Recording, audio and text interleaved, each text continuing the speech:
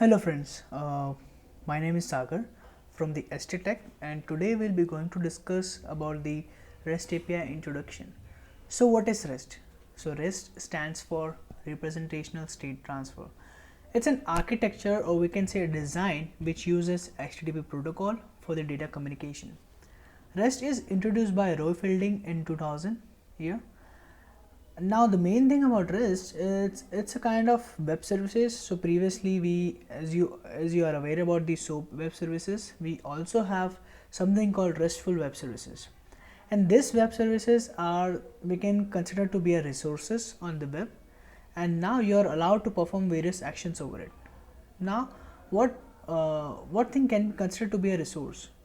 So resource can be anything, like it can be a text file, it can be HTML page, image, audio, video, and we can consider a dynamic business data.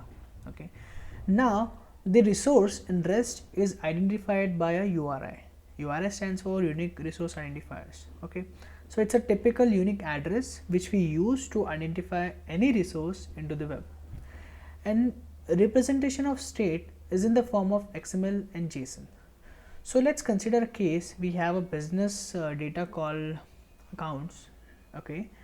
Now so this account can be considered as a resource, and we can create a REST API for this particular resource. So the state can be in a form of XML and JSON. So we can for that particular REST API we can do a GET request, okay, for that resource. That means we are retrieving the account information. Now we are retrieving, so the form, the typical state of that accounts, here we want to view in the form of JSON. So we can say this representation of state, now it is in form of JSON.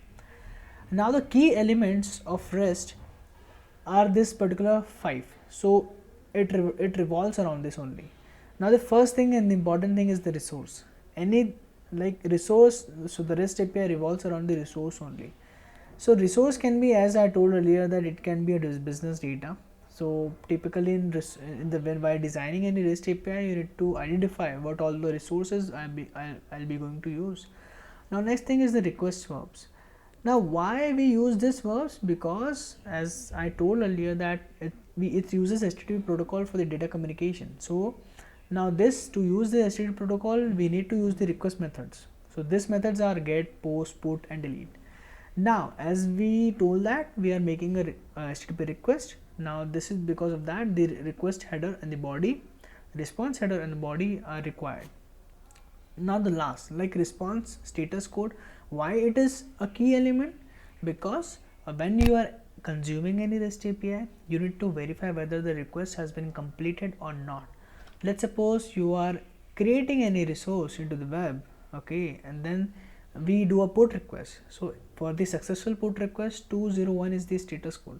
So in the consumer code, you can have a logic put into that, which actually checks whether the request is getting completed and we are getting the 201 status or not. If we are getting that status, that means our request got successfully completed. Now the next thing is the characteristics. So the first one is a very important but a basic one. Like it supports the client server architecture. That means we have one server which actually exposes this REST API, and we can have a multiple clients. So the client can be a different web application which consumes those REST API. It can be an Android application which consuming those services. So typically this is a client server architecture. Now the second thing is stateless. Stateless means every request is independent of the other request, subsequent request we can say. So in the normal language we can say it's an independent question and answer round. So we just query the server and we get the data. We query the server, we get the data. Now this two particular requests is independent of each other. Server is not maintaining any state, so which actually reduces a bit of overhead from the server. Now the third thing is cache. So when you find that certain resource is not been updating for so long, let's suppose we have a typical resource for accounts and it was updated after every 3 months. So that means for this particular 3 months, you know that we are getting the same data. So you can use a cache technology. So the browser actually cache all this data into the browser itself, into the client machines. Now instead of getting the data from the server, now we are getting the data from the client. Okay. Now next thing is what all the commonly used HTTP methods. So as in the previous slides we see that we use HTTP request methods like get, post, put and delete. So these all are the methods. So the get is used to retrieve a resource, post is used to update the resource, put is used to insert the resource, delete is used to remove the resource, and options is used to know what all the methods has been supported for this resource. Now the last thing is when you are designing a REST API, so you should be familiar with the address formatting. So this typically is the URI for that REST API. So the first part of this URI is the protocol. So it can be HTTP, it can be HTTPS. Second thing is the service name, which actually a server. Third thing is type of resource and the resource ID. So let's consider I have developed a REST API for the account resource. So now my URL will become like http colon localhost and the port is 8080 colon 8080 slash accounts slash 1. Okay, so now the basic thing we need to keep in mind is always use plural nouns, okay, and go for the lowercase letters. Now the last important thing is when we are dealing with REST API, so there are various versions nowadays has been growing, like some features has been introduced in some version and now these things happen. So when this kind of thing happen, like for any your application you have 3 versions of an REST API. So to make the backward compatibility, you need to use this status code 300, which stands for the redirect.